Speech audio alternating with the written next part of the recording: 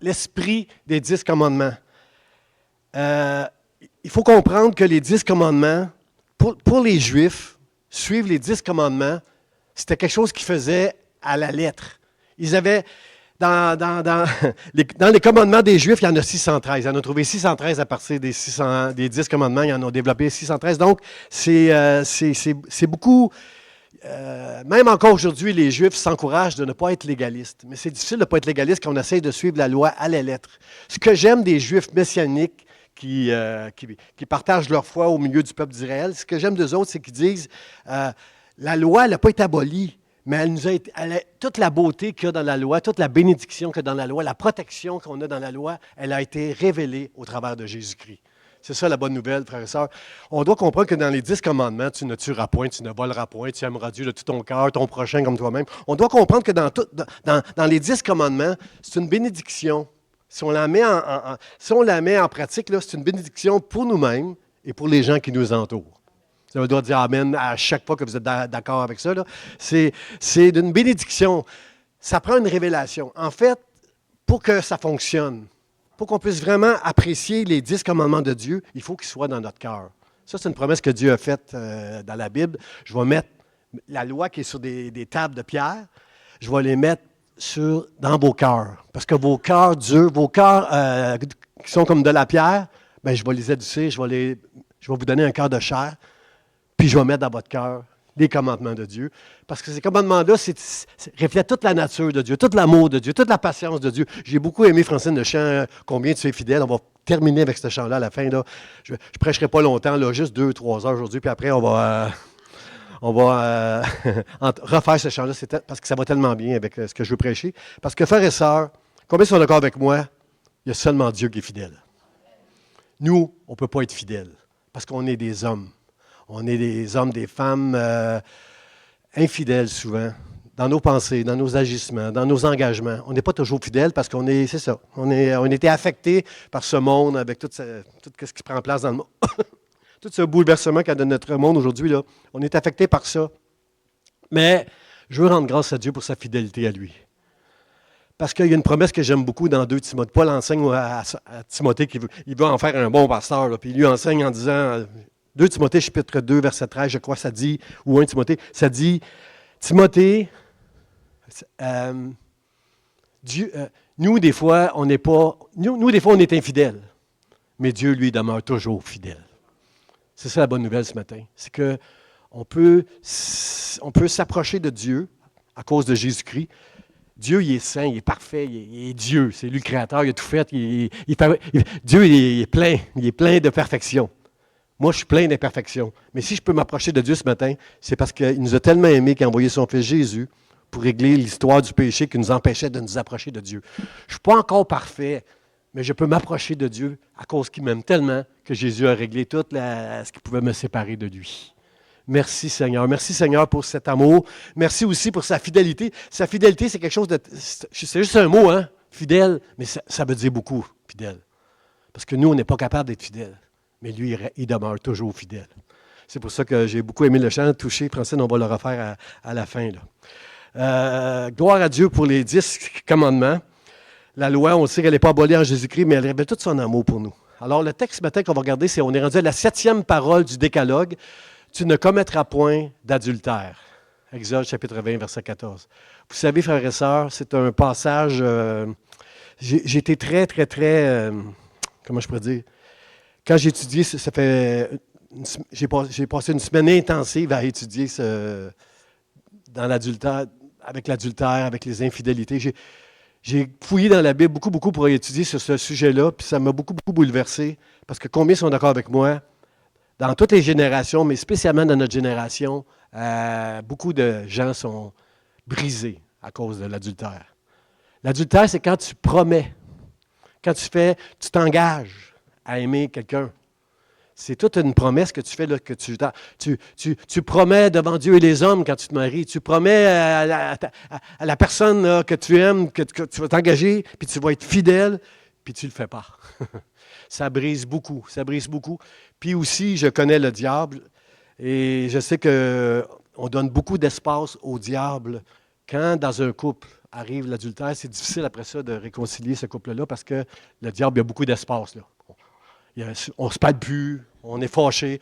Des fois, on a un esprit vengeur, on veut se venger. On dit qu'on pardonne, puis on ne pardonne pas, dans le fond. Il y a toutes sortes de choses qui prennent place quand arrive une infidélité. Puis je veux en parler ce matin. Mais je veux qu'on comprenne, Jésus nous a fait comprendre qu'une infidélité, ce n'est pas seulement l'acte. Ce n'est pas seulement de commettre un adultère avec quelqu'un d'autre que notre conjoint. C'est plus que ça. Jésus nous fait comprendre que l'adultère, ça commence dans le cœur. C'est dans nos pensées. C'est là que ça prend ça commence. C'est plus qu'un acte. C'est toutes les fois qu'on est infidèle. Toutes les fois que je promets à ma femme que je vais arriver à une certaine heure puis que j'arrive plus tard, je n'ai pas été fidèle à ma promesse. Je n'ai pas manière de parler. Là, toutes les choses qu'on promet puis qu'on ne tient pas notre parole, là, c'est toutes des infidélités, ça, quelque part. Alors, c'est tout ça que Jésus nous enseigne quand il dit on vous a dit que un homme et une femme se prennent adultère, là, c'est ça l'adultère. C'est plus que ça l'adultère. L'adultère, c'est juste de regarder quelqu'un avec convoitise. C'est déjà l'adultère. C'est dans ton cœur, l'adultère. Ça commence là. C'est beaucoup plus qu'un acte, l'adultère. C'est tout ce qui se passe dans notre cœur. Puis ça, je vais regarder ça avec vous autres un petit peu. C'est la source, notre cœur. C'est là que tout se passe.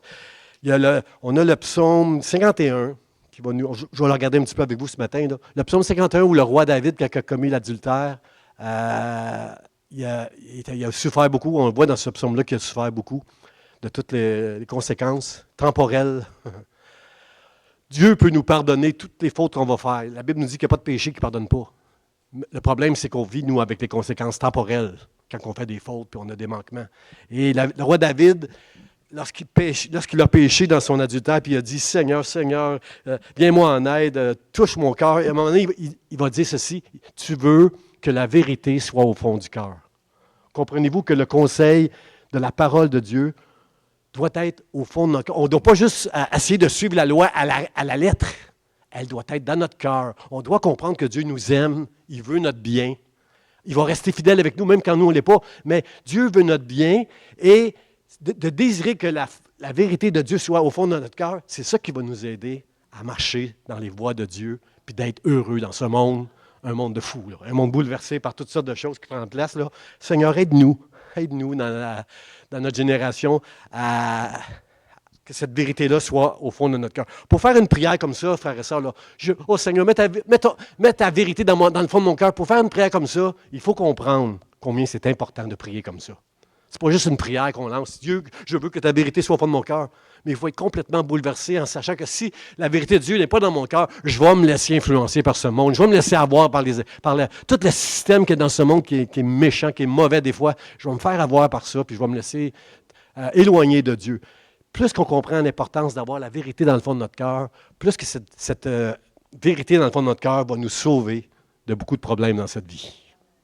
Merci Marie. Merci pour ça amène qui vient du fond du cœur. Je vais essayer de prêcher mieux là, pour vous convaincre que c'est ça qu'on veut. C'est ça qu'on veut, Seigneur, que tu mettes dans notre cœur cette vérité-là. Là. Faut comprendre aussi que notre monde, la Bible dit que tu peux pas aimer Dieu et être ami avec ce monde. Quand je dis ça, ami avec ce monde, Dieu a tant aimé le monde qu'il a donné son Fils. Dieu aime le monde, mais il n'aime pas le système qu'il y a dans ce monde.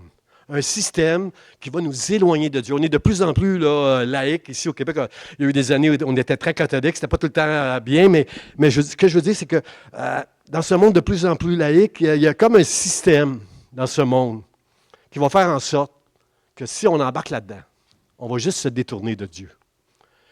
Et le diable, c'est ça. Le diable, c'est ça. Si tu ne peux pas être l'ami de Dieu, puis être l'ami du monde, puis marcher avec les valeurs du monde, puis marcher avec la façon que le monde fonctionne, là, parce qu'il y a un système dans le monde qui fait en sorte que si tu es ami du monde, tu vas te détourner de Dieu, tu vas t'éloigner de Dieu. C'est simple comme ça. Jésus l'explique quand il dit, tu ne peux pas avoir deux maîtres. Tu ne peux pas avoir Dieu, puis Mammon. Par exemple, Mammon, c'est le maître de la cupidité, de vouloir accumuler toutes sortes de richesses éphémères au lieu de regarder des richesses éternelles vers Dieu. Tu ne peux pas avoir deux maîtres. Ou tu vas servir un, puis tu vas te détourner de l'autre maître. Ou tu vas aimer l'argent plus que Dieu, ou tu vas aimer Dieu plus que l'argent. Tu ne peux pas avoir deux maîtres dans ton cœur. Alors, c'est important de comprendre ça, et parce que le diable, lui, a compris ça. Le diable, il a compris ça, puis il y a tout un système pour nous éloigner de Dieu, pour nous trouver, pour faire en sorte qu'on ne veut pas avoir de Dieu. Moi, je remercie Dieu de tout mon cœur qu'à l'âge de 27 ans, dans une église, comme ici, j'ai entendu un message comme ça, puis j'ai compris que sans Dieu, j'étais fini. Ce que je cherchais, je l'avais trouvé là. Jésus qui est mort à la croix pour me réconcilier avec Dieu. Jésus qui me dit qu'il m'aime. Jésus qui me dit qu'il va être tout le temps avec moi, malgré que je suis imparfait. Ça a changé ma vie. Ça a sauvé mon mariage. Ça allait plus ou moins bien dans mon mariage à ce moment-là. Puis Dieu nous a réunis ensemble. On ne comprenait pas pourquoi ça allait mal, mais on ne comprenait pas, mais on s'éloignait l'un de l'autre, moi et ma femme. Et Dieu nous a réunis ensemble.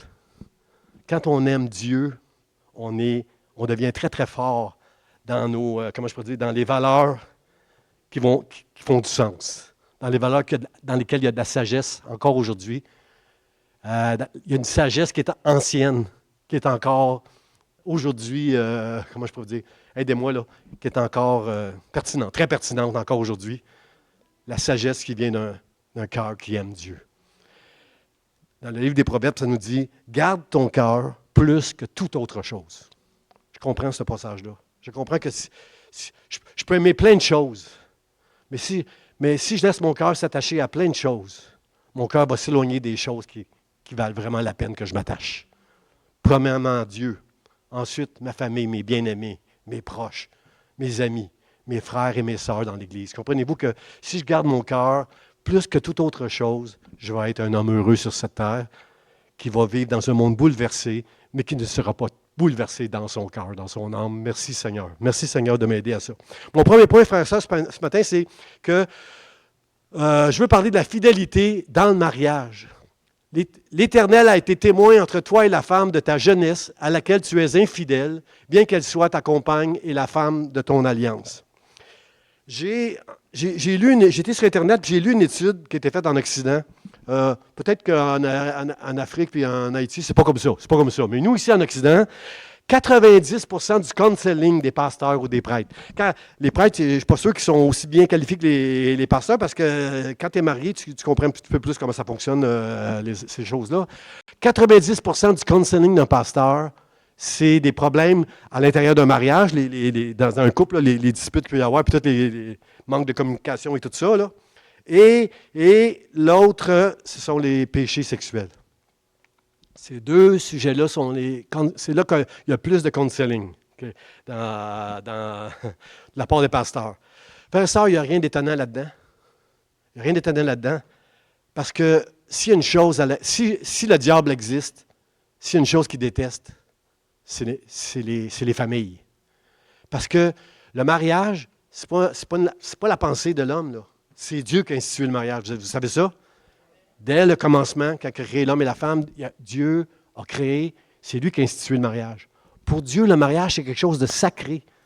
Un homme qui s'unit avec une femme devant Dieu, avec des témoins. L'homme, moi, j'ai amené mon témoin, ma femme a amené son témoin. On est là, c'était un curé, là, moi, j'ai grandi à Montréal-Nord, puis à l'Église catholique à Montréal-Nord, c'était un curé qui nous a mariés, ma femme puis moi.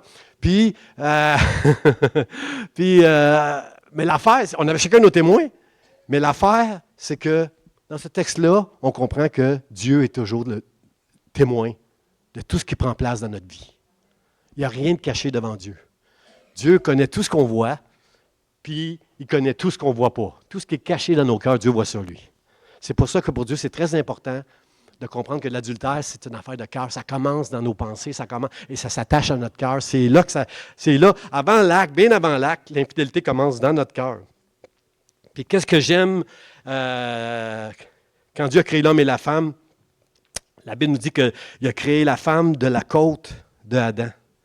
Il a fermé les yeux d'Adam. Ça ressemble comme une opération. Là, quand on est avec l'anesthésie. Là, Adam s'est endormi, la Bible dit. Dieu t'a pris une côte. Puis de la côte, l'homme, il a créé de poussière, de la poussière de la terre, juste pour nous rappeler de rester humble un petit peu, nous les hommes. Je vous donne beaucoup d'autorité, les hommes, là, mais restez humble un petit peu. Vous avez été faits de la terre, de la poussière. Mais la femme, elle était faite de la côte de l'homme. Puis je comprends très bien le principe qu'il y a là-dedans. Un homme et une femme, lorsqu'ils sont réunis ensemble, au travers du mariage, ils ne font qu'une seule chair. Qu'est-ce que ça veut dire, ça? Ça veut dire que maintenant, ils se complètent. Moi, j'ai besoin de ma femme. Je remercie Dieu souvent. Hein, Sylvie? Souvent. Hein? Souvent, le matin, je dis merci, Sylvie. Pourquoi tu me dis merci? Bien, parce que ce matin, j'ai dit merci à Dieu pour toi, parce que tu en fais tellement. Je ne pourrais pas faire tout ce que je fais dans l'Église avec toutes les tâches que j'ai, là. Puis, c'est vrai que des fois, je pourrais en faire plus à la maison. Puis, les femmes vous dire amen, votre homme est là. Je pourrais en faire un petit peu plus. Mais je m'appuie beaucoup sur elle pour faire plein de choses à la maison, comme bien des hommes. Et je remercie Dieu pour ça. On est complémentaires. Quand on est deux, on fait, puis on s'engage l'un vers l'autre, on est une seule chair. Et il y a une intimité. Dieu nous donne une intimité émotionnelle, spirituelle. Puis un cadeau qu'il nous donne aussi, c'est intimité physique. C'est un cadeau que Dieu nous fait. Puis c'est très spirituel, le mariage. C'est Dieu qui a institué le mariage. Puis c'est ça qu'il veut. Lorsque je suis devenu un jeune chrétien à l'âge de 27 ans, quand dans l'Église, je dis, Seigneur, je me rappelle, je suis un pécheur, moi, sans toi, là, je suis fini, je suis perdu. Seigneur, merci de m'accorder, de me donner ta foi. Merci de me permettre d'entrer dans la foi puis de marcher avec toi, Seigneur. Quand j'ai fait quand Dieu était témoin de mon engagement, c'est un mariage que j'ai fait avec Dieu ce jour-là. Un mariage, c'est pas juste un homme et une femme ensemble là, à l'hôtel, c'est aussi, le mariage, c'est aussi avec Dieu. La Bible nous enseigne que, le Nouveau Testament nous enseigne que Jésus, c'est l'époux, puis l'Église, l'ensemble des croyants, qui est l'Église avec un majuscule. Nous, on est la fiancée de Jésus-Christ. Puis dans le ciel, un jour, on va être réunis, puis il y aura un mariage, les noces de l'agneau, la Bible dit, là, on va vivre ça dans le ciel. Mais pour ceux qui vont persévérer dans la foi jusqu'à la fin. Mais c'est ça, la fidélité dans le mariage, c'est que Dieu est témoin de tout ça et Dieu nous a donné un conjoint pour qu'on soit complémentaires. Lui, il va faire des choses que moi, je ne peux pas faire. Puis moi, je vais faire pour lui des choses pour mon conjoint, des choses que lui ne peut pas, est moins bon. On se complète. On est complémentaires, on est intimes ensemble et je bénis Dieu pour tout ça. Combien comprennent que quand on est deux, on est plus fort? Amen. Hein? C'est pour ça que je remercie souvent ma femme, parce qu'elle fait beaucoup de choses à la maison pour moi. Et je remercie Dieu parce que c'est une force, ça. Puis c'est un principe, ça. Dans n'importe quoi, tu fais des petites rénovations chez vous. Si vous êtes deux à peinturer, on dirait que c'est moins pesant, c'est plus facile de faire des travaux quand on est deux. Ça avance plus vite, c'est moins pesant. Deux, c'est mieux. Deux, c'est mieux. On est plus fort quand on est deux. Puis c'est la même chose avec Dieu. Depuis que j'ai Dieu avec moi, je me sens tellement plus fort pour faire n'importe quoi.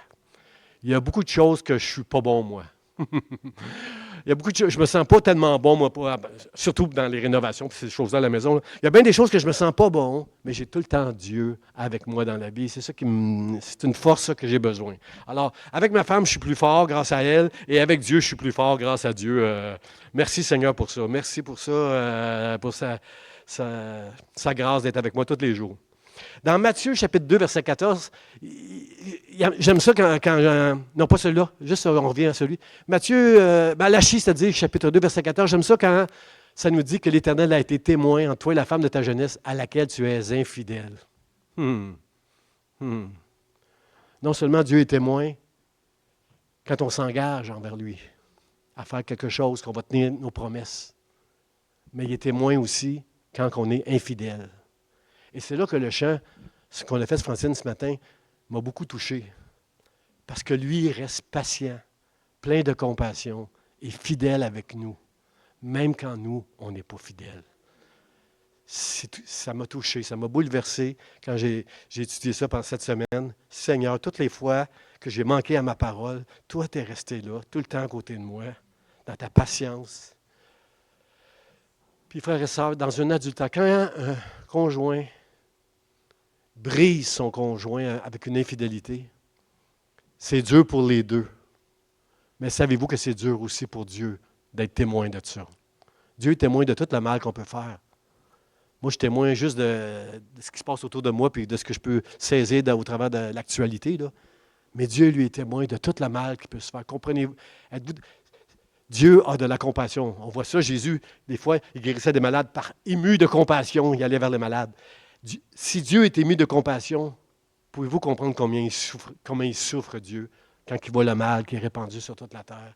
Seigneur, révèle-toi à tous ces hommes qui souffrent, à tous ces hommes, ces femmes qui souffrent, Seigneur, révèle-toi pour qu'ils puissent connaître ta consolation, ta compassion. Merci, Seigneur, pour cet amour-là. Si vous avez lu la Bible et vous avez lu le prophète Osée, O-S-E-E, Dieu va demander quelque chose de spécial à Osée. Il va demander de marier une femme qui s'appelle Gomère, qui est une prostituée.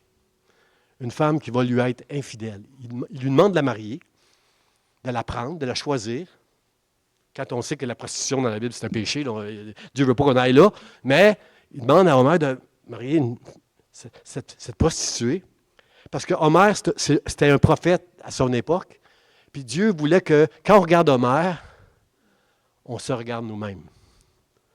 Même Jésus, dans sa génération, disait « Je marche au milieu d'un peuple méchant, une génération méchante et adultère. » Frère et sœur, il ne parle pas des païens qui ne connaissent pas Dieu. Il parle de son peuple.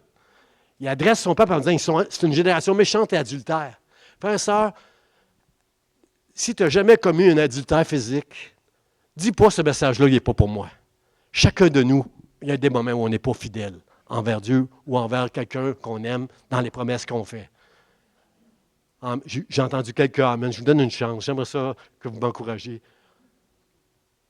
Si tu n'as jamais commis l'acte physique d'un adultère, reconnais que elle est là dans ton cœur, l'adultère. L'infidélité de ne manquer à ta parole et à tes engagements, elle est là. C'est là. Puis ceux qui sont dans la politique, ceux qui font de la politique, là, Mike, j'ai compassion pour eux autres. Comme ils se font rentrer dedans quand on leur rappelle une promesse qu'ils n'ont pas tenue. Comment ils se font rentrer dedans d'une manière tellement cavalière. Et c'est très, très dur dans notre génération de faire de la politique. Puis j'ai beaucoup de respect et de compassion pour nos politiciens parce qu'ils n'ont pas le droit de faire une erreur. Puis nous autres, on en fait plein des erreurs tous les jours. C'est pour ça que j'aime ça, dès le matin, dire à Dieu, merci mon Dieu, merci pour ta patience et ton amour envers moi. Et dès que je monte de mon bureau en haut, je dis, merci Sylvie, merci pour tout ce que tu fais dans ma maison. Des fois, je ne sais pas pourquoi je dis ça, mais moi, je sais que Dieu est bon pour moi au travers d'elle. Tout le bien qu'elle me fait, ça me fait du bien. Je remercie Dieu. Je remercie Dieu pour tout ce qu'il fait. Seigneur, merci de... Puis Gomère, c'est ça. Tout le peuple voyait. Tout le peuple voyait que Osée était avec une femme infidèle. Puis en fait, c'était pour représenter, dans le fond, c'est nous autres. Il nous représentait, nous. Dans le fond, Gomère. Puis, alors, est-ce que je peux vous dire que Osée a beaucoup souffert de cette relation-là avec Gomère? Il s'est attaché à cette femme-là. Il a fait ce que Dieu lui a demandé. Il s'est attaché à cette prostituée qui est allée voir d'autres amants. Êtes-vous d'accord avec moi que cette femme-là, qui a été infidèle, a fait beaucoup souffrir le prophète Osée?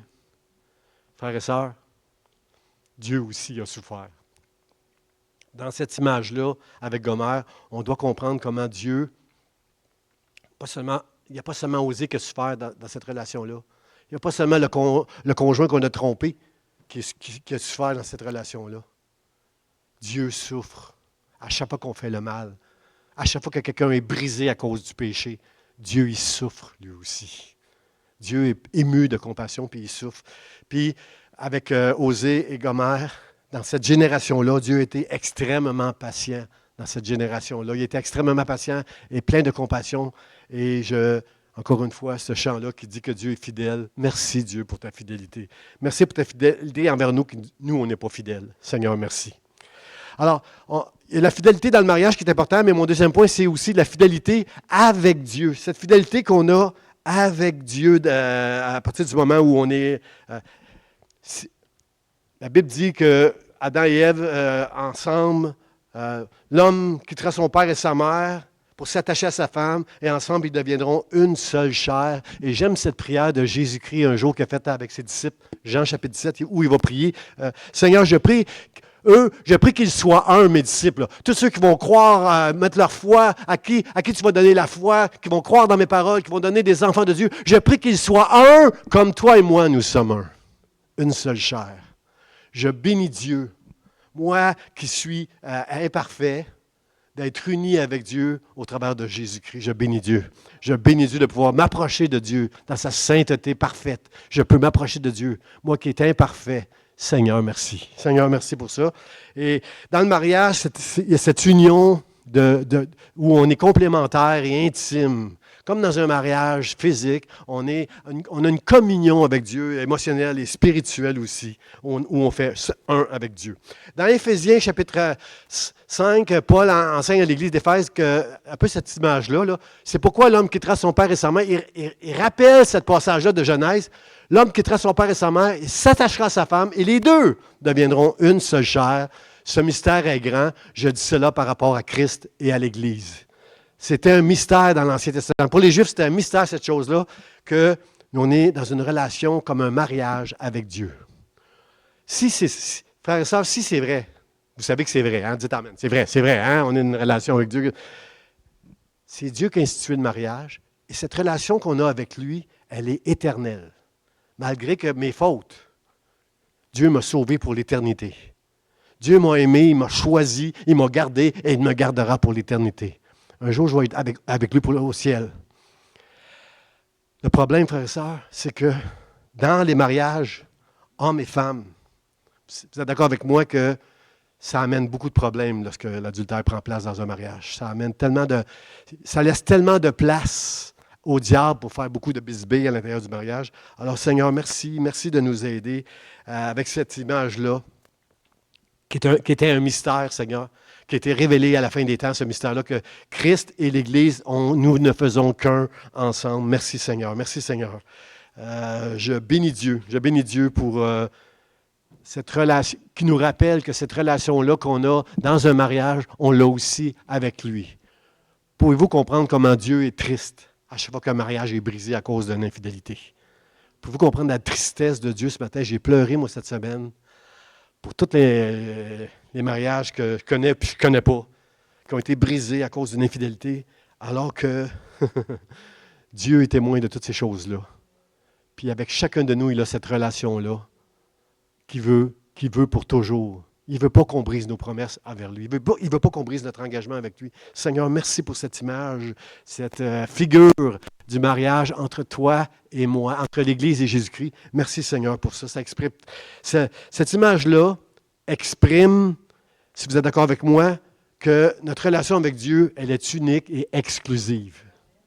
Pas d'autre. Dans notre génération, il y a des couples qu'on appelle Ils sont trois. Ils sont trois dans le couple. Ils ont le droit d'être trois dans le couple. Puis ils savent, là. Dans notre génération, il n'y a plus de péché, frères et sœurs. Pour ceux qui ne sont pas chrétiens, là, il n'y en a plus de péché. Tu as le droit d'être trois. Le péché, c'est s'il n'y a pas de consentement. On a réussi à calmer les consciences un peu des gens en disant, si y a un consentement, c'est correct. Tu peux vivre l'homosexualité, tu peux vivre un couple à trois, tu peux vivre toutes sortes de choses, l'adultère, toutes sortes de péchés, la fornication. Comprenez-vous?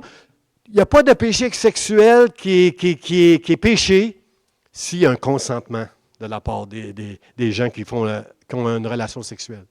Alors, tout ça pour enlever, ça c'est dans le système de ce monde, ça vient du diable, ça. Tout ça pour enlever une certaine culpabilité. Vous êtes d'accord avec moi que quand on fait quelque chose de mal, on se sent coupable. Mais ce n'est pas bien de se sentir coupable. Ça vient du diable. Parce que la Bible nous enseigne qu'il n'y a aucune condamnation pour ceux qui sont en Jésus-Christ. Il n'y a pas de péché impardonnable avec Dieu. À partir du moment où tu te repens, tu es pardonné de Dieu. Mais comprenez-vous que les péchés dans ce monde ont des conséquences temporelles. Il y a des conséquences à tout le mal qu'on voit autour de nous, qui nous affectent, qui nous touchent, nous aussi les chrétiens. Alors, c'est tout ça, frère, ça qui prend place. Mais nous avons une relation unique, exclusive et personnelle, et j'ajouterais sacrée avec Dieu.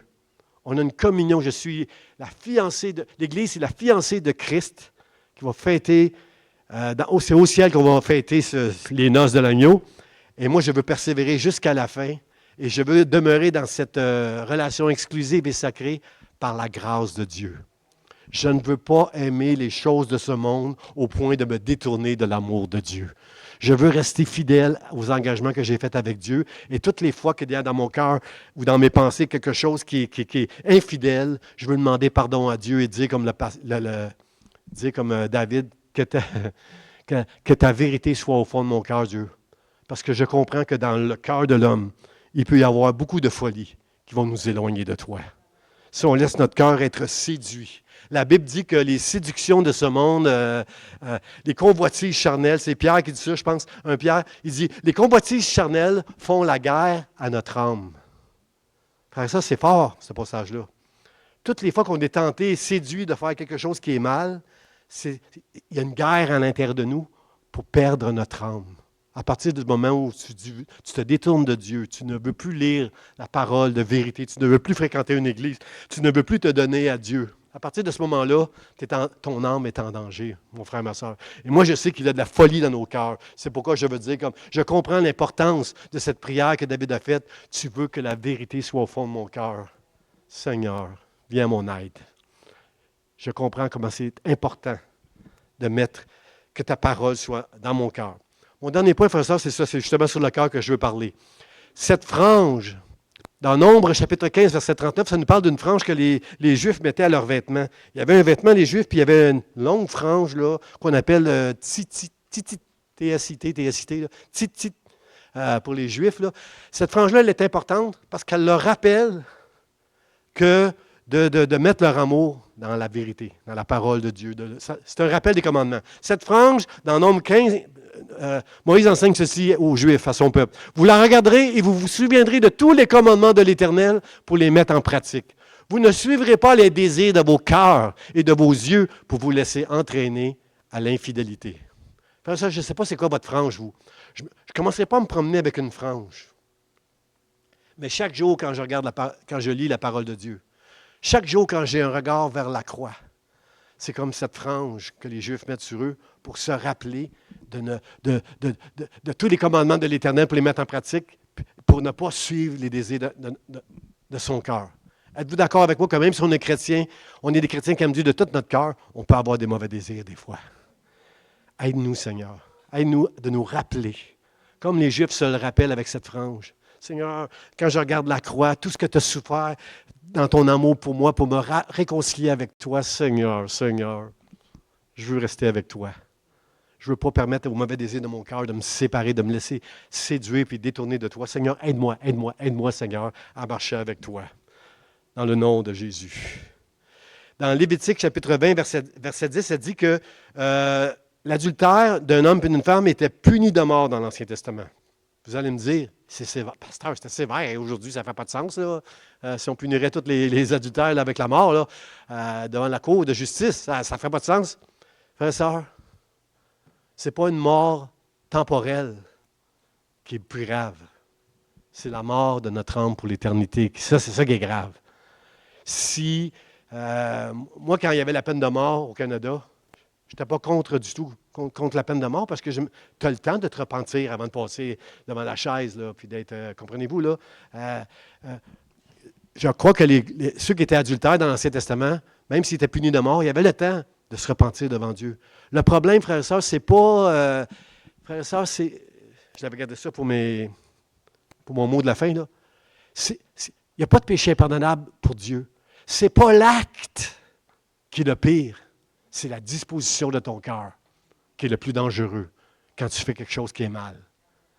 Si tu pêches et tu pêches et tu pêches et tu finis par dire « J'assume mon péché, je suis comme ça, moi, je ne peux pas changer », t'es fini, là. T'es fini. N'assume jamais ton péché, mais bats-toi tout le temps. Combat pour que ton âme remporte la guerre. Combat tout le temps, ne laisse pas... c'est pas là qu'il n'y a pas de péché impardonnable, sauf que celui qui abandonne, puis qui laisse Dieu, puis qui se détourne de Dieu. Ça, c'est ça, le péché impardonnable. Seigneur, aide-nous à faire cette guerre qui veut notre âme. La repentance, frères et sœurs, premièrement, c'est dans le psaume 51, David va dire « Je reconnais mon péché, mon iniquité. » Premièrement, frères et sœurs, si tu as fait quelque chose de mal avec Dieu ou avec ton conjoint ou quelqu'un à qui tu as donné ta parole, tu dois reconnaître, confesser ton péché. Ça commence là, la repentance. Parce que le psaume 51, j'appelle ça à l'école de la repentance. David nous enseigne très bien c'est quoi le chemin de la repentance. Il va dire au verset 5, dans le psaume 51, « Dieu, j'ai péché contre toi seul. » Tant que je n'ai pas compris ce passage-là, je n'ai jamais aimé ce passage-là. Je ne le trouvais pas drôle, ce passage-là. J'ai péché, Dieu, j'ai péché contre toi seul. Pardon, David, tu peux-tu regarder la famille de Uri? Tout en train de broyer sur le cercueil de Uri que tu as fait tuer pour avoir sa femme.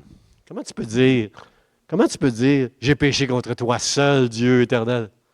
Je vais vous dire qu'est-ce que David, un très, très bon théologien, a compris bien avant moi. David a compris que quand tu commets un péché, premièrement, c'est contre Dieu que tu pêches. Numéro un, premièrement, oui, tu pêches contre les hommes. Oui, tu fais du mal aux autres. Mais premièrement, tu dois réaliser, si tu veux être repentant, tout le mal que tu fais à Dieu quand tu contreviens aux lois de Dieu. C'est lui, premièrement, que tu offenses. C'est lui seul. Bien avant toutes les autres. Bien sûr que David a fait du mal à Uri. Bien sûr que j'aime pas ce mot-là. J'ai péché contre toi seul. J'aime pas ça parce que dans ma compassion, moi, je pense à Uri et à toute sa famille. Mais il a raison. Je dois comprendre quand je pêche que c'est premièrement vers Dieu que j'ai péché. Seigneur, aide-moi à comprendre ça dans mon cœur quand j'agis mal. Aide-moi à comprendre que c'est contre toi que je pêche. Aussi, il va dire, crée en moi un cœur pur. Crée en moi un cœur pur. Dieu a un cœur pur et j'ai besoin que Dieu vienne en moi recréer cette pureté en moi. J'ai besoin de comprendre comment c'est important pour moi d'avoir un cœur pur parce que si je veux garder mon cœur plus que toute autre chose, c'est seulement Dieu qui peut faire ça pour moi. J'aime pas les chrétiens qui se pensent au-dessus de tous les péchés, comme le pharisien qui disait « Oh, moi, je suis content de ne pas être comme le publicain. Moi, je vais au temple. Moi, je paye ma dîme. Moi, je fais des jeûnes. Moi, je fais ci. Moi, je fais ça. » J'aime pas même les chrétiens qui se pensent, depuis qu'ils sont sauvés, au-dessus de tous les péchés. Seigneur, aide-moi. Seigneur, donne-moi un cœur peu parce que c'est une grâce qui vient de toi. C'est pas moi. C'est pas moi qui peux me vanter que je suis un homme de Dieu extraordinaire. C'est seulement toi qui peux venir dans mon cœur et mettre ce qu'il faut pour que je marche avec toi. Aussi, il va dire, un passage que j'aime beaucoup dans le psaume 51, c'est pas des sacrifices que tu veux. David était roi, il aurait pu offrir des holocaustes, des sacrifices à pu finir. C'est pas des sacrifices que tu veux, Dieu, mais c'est un cœur brisé et un esprit contrit, en contriction. Un esprit qui est brisé, un cœur qui est brisé devant Dieu pour le péché qu'il a fait. Frère et sœur, j'aime tellement la prière du publicain. Le pharisien qui dit « Ah, moi, je suis content de ne pas être comme le reste des hommes, puis comme lui, là, qui travaille pour les Romains, puis qui en met dans ses poches. Là. Content de ne pas être comme lui. » Moi, j'aime le publicain qui dit « Seigneur, je suis indigne de toi. Pardonne-moi, j'ai péché. Pardonne-moi, aie pitié de moi. » Je préfère un homme qui est un pécheur et qui a le dégoût de son péché qu'un chrétien qui se pense au-dessus de tout, puis qui se pense superbe, puis... Dieu m'a changé, moi je marche avec Dieu maintenant, moi j'en fais plus de péché. Jean dit, celui qui dit qu'il n'y a pas de péché, c'est un menteur. L'apôtre Paul lui-même, qui enseigne la loi et la grâce, va dire, misérable que je suis. C'est quand que je vais être libéré de ce corps de mort. On va tous mourir en Adam, la Bible dit, et nous allons ressusciter en Jésus-Christ dans le ciel. Au ciel seulement, on va avoir un corps glorifié. On ne fera plus de péché. On ne sera plus séduit. Ça existe. Au ciel, il n'y a plus de mal, puis de mensonge, puis de tromperie. C'est fini au ciel. Ici, ce n'est pas fini. C'est pour ça qu'on doit se battre et se garder. Quand Jésus dit, si ton œil a péché, arrache-le. Si tu as regardé avec convoitise une autre personne que ton conjoint, arrache-le. Si ta main a péché, coupe-la. Est-ce que vous comprenez qu'on ne doit pas suivre ce conseil-là à la lettre? Même si c'est Jésus qui a dit ça, là. Je ne contredis pas Jésus du tout. Là. L'image que Jésus veut nous enseigner là-dedans, c'est pas à chaque fois que tu regardes un beau gars ou une belle fille, d'arracher ton œil ou de couper ta main quand tu ne payes pas tes impôts ou je ne sais pas quoi, là, quand tu voles. Là. C'est pas ça. Là, parce qu'on serait tous aveugles et sans main si on suivait ce passage-là à la lettre. C'est pas ça que Dieu veut, là. Ce passage-là que Jésus nous enseigne, il veut juste nous enseigner une chose très importante. Tu dois être radical avec ce qui fait la guerre à ton âme.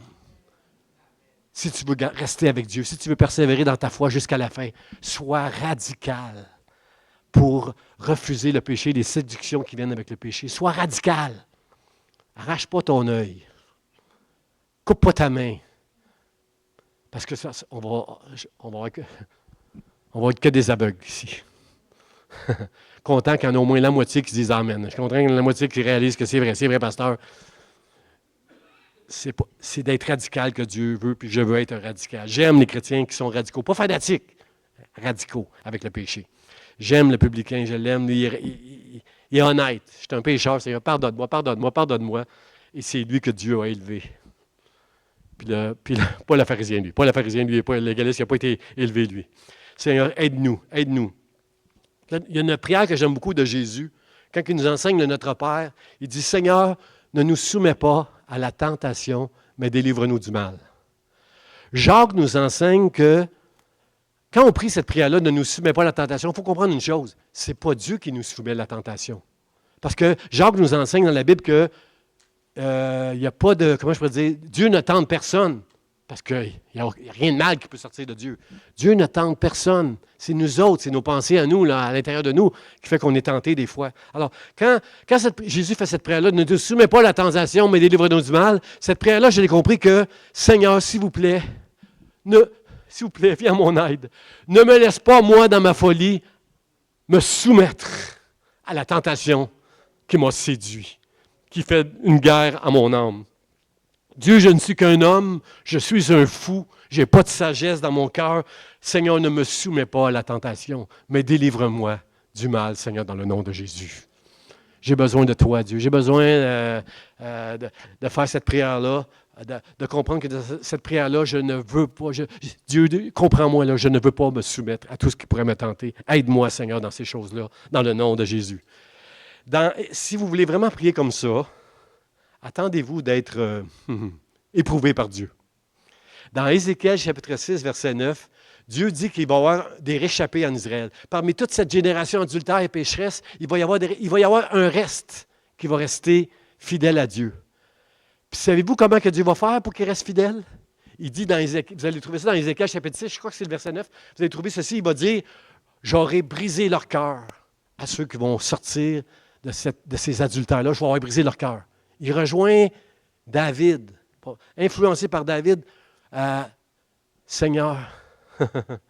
Ce qui te fait plaisir, Dieu, ce qui est vraiment agréable pour toi, c'est un cœur brisé. Dieu dit dans Ézéchiel, je vais briser leur cœur, puis ils vont avoir un dégoût de leur péché. Ce que j'aime du publicain, frères et sœurs, c'est qu'il n'est pas content de travailler pour les Romains. Il n'est pas content d'en avoir mis dans ses poches, d'avoir dit « Tu me dois 3 deniers pour entrer ici. » là. Puis dans le fond, il a mis un denier dans ses poches. Comprenez-vous? Il n'est pas content de lui. Il a du dégoût pour son péché. Frères et sœurs, est-ce qu'on est capable d'avoir du dégoût pour nos péchés? Quand on sait qu'on a fait quelque chose qui est mal, rappelle-toi le publicain qui a été élevé parce qu'il avait du dégoût pour son péché. Ézéchiel, il est clair dans sa prophétie. Le reste du peuple dans ce monde bouleversé par le péché, dans cette génération méchante et adultère, ceux qui vont demeurer avec moi, c'est parce que j'aurai brisé leur cœur et qu'ils auront du dégoût d'eux-mêmes, de leur péché. Mon frère, ma soeur, si tu veux que Dieu ne te soumette pas à la tentation et te délivre du mal, attends-toi à être éprouvé. Attends-toi à avoir un cœur brisé quand tu vas faire la moindre chose qui est mal contre Dieu, premièrement. La chose que tu fais, quand tu fais mal à quelqu'un, là, considère que tu fais mal premièrement à Dieu. Et quand tu vas avoir en dégoût des choses, quand tu es juste rancunier, je sais qu'il n'y en a pas ici à l'Église d'Espoir des gens comme ça, là, mais juste si tu es rancunier, tu pêches contre Dieu avant de garder rancune contre un homme ou une femme dans l'Église. C'est à Dieu que tu pêches premièrement. Puis ça, il faut que tu t'en rendes compte. Parce que tant que tu n'auras pas le dégoût de ta rancunarité, c'est pas un mot, je viens d'inventer ce mot-là, là. Tant que tu n'auras pas le dégoût de ta rancune, tu vas rester un homme, une femme adultère devant Dieu. Et tant que tu n'auras pas le cœur brisé, tu ne seras pas capable d'être transformé par la grâce, l'amour de Dieu, la puissance du Saint-Esprit et la vérité qui va venir dans le fond de ton cœur, dans le nom de Jésus. Amen.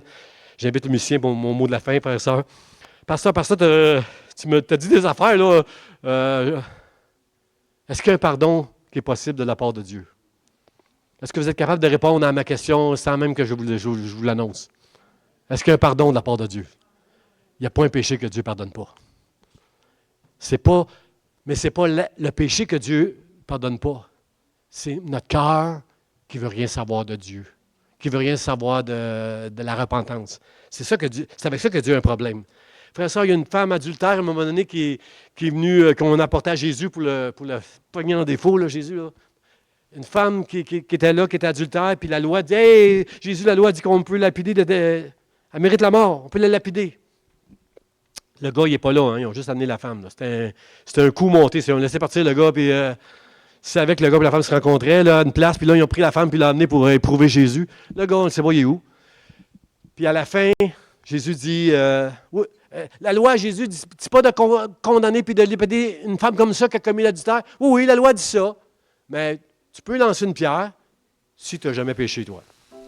Alors là, personne n'a lancé de pierre. Et tout le monde est parti, la tête basse.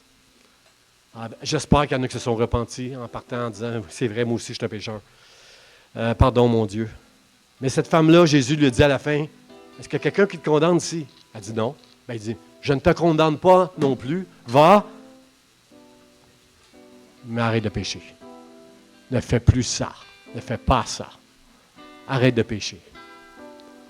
Ce que Jésus est en train de dire, c'est, je pardonne tous les péchés. Moi, je ne suis pas venu condamner, je suis venu pour sauver. Je pardonne tous les péchés. Mais tu ne peux pas pécher puis penser que tu vas tout le temps être pardonné. Parce que si tu n'as pas le dégoût de ton péché, si tu n'as pas le cœur brisé quand tu pêches, tu ne seras jamais capable de marcher comme David dans le chemin de la repentance. Tu ne seras pas capable. Parce que le diable aura gagné cette guerre contre ton âme. Si tu marches dans la culpabilité, puis tu essaies de faire des sacrifices à Dieu pour compenser tous les péchés que tu as faits, ça ne marche pas, ça. Parce que tu es en train de dire à Dieu que ce n'est pas la croix qui va te sauver, mais c'est tes sacrifices, puis ta culpabilité. Il n'y a aucune condamnation pour ceux qui sont en Jésus-Christ. Il est en train de dire à cette femme-là, moi je ne te condamne pas et ne pêche plus, si tu mets ta foi en moi, tu vas trouver la grâce pour arrêter de pécher. Encore une fois, je le dis, ce n'est pas l'acte que Dieu veut condamner, mais c'est toute la disposition de notre cœur. Oui, il y a du pardon, frères et sœurs, pour ceux qui ont commis des péchés. Je comprends que dans un couple, c'est pas facile. Ceux qui ont commis l'adultère dans un couple et qui sont encore ensemble, qui ont pardonné, bon, tu peux avoir pardonné, mais les dégâts sont là. Les dégâts temporels, ils sont là. Ma femme avait déjà donné cet exemple-là, qu'un vase, elle connaissait qu'un couple qui s'était arrivé, l'adultère, puis la mère de la femme avait dit à ma femme, mon épouse avait dit, est-ce que ça va mieux là dans le couple? Elle a dit, ben, c'est comme un vase, hein? Un coup que tu l'as brisé, tu peux bien le coller, mais tu vois tout le temps la brisure sur le vase. Vous savez, ça prend du temps. C'est un processus, le pardon. Ça prend du temps. Nous, on est des hommes. Dieu pardonne, lui. Vous êtes d'accord avec moi? Dieu pardonne. Complètement.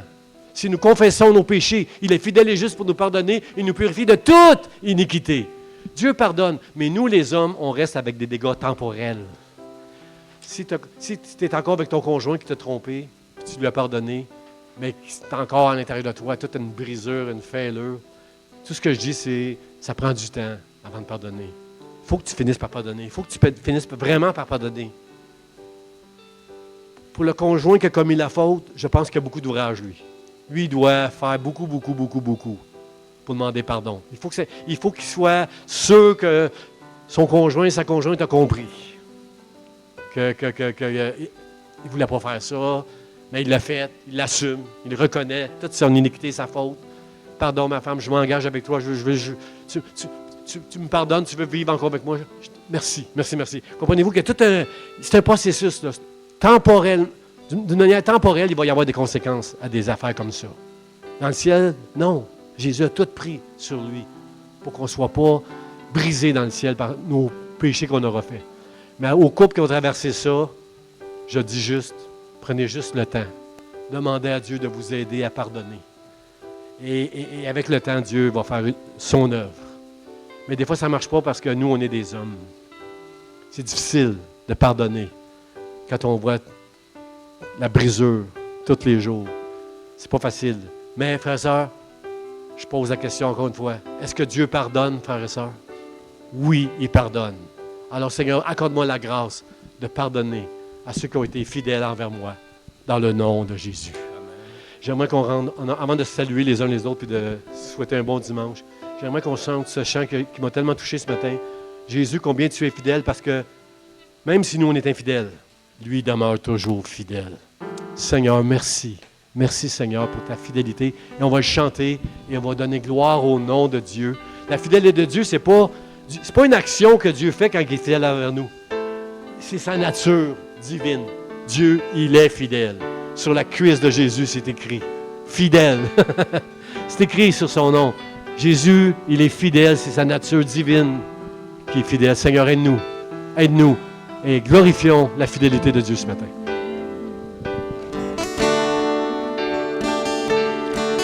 Jésus, combien tu es fidèle. Tu ne m'as jamais laissé, jamais abandonné. Jésus, combien tu es fidèle. Tu ne m'as jamais laissé, jamais abandonné. Tu es l'ami fidèle, tendre et si bon. Tu es mon modèle, Jésus est ton nom. Tu es si patient, plein de compassion. Tu sais prendre le temps, fidèle est ton nom, Jésus. Combien tu es fidèle. Tu ne m'as jamais laissé, jamais abandonné. Jésus, combien tu es fidèle. Tu ne m'as jamais laissé, jamais abandonné. Je t'ai souvent trompé dans mon infidélité. Tu m'as jamais renié, fidèle tu t'es montré. Quand j'étais découragé, de ta main tu m'as relevé. Chaque jour tu es là, me soutenant dans mes combats. Jésus, combien tu es fidèle. Jamais laissé, jamais abandonné. Jésus, combien tu es fidèle. Tu ne m'as jamais laissé, jamais abandonné. Jésus, combien tu es fidèle. Tu ne m'as jamais laissé, jamais abandonné. Jésus, combien tu es fidèle. Tu ne m'as jamais laissé, jamais abandonné. Jésus.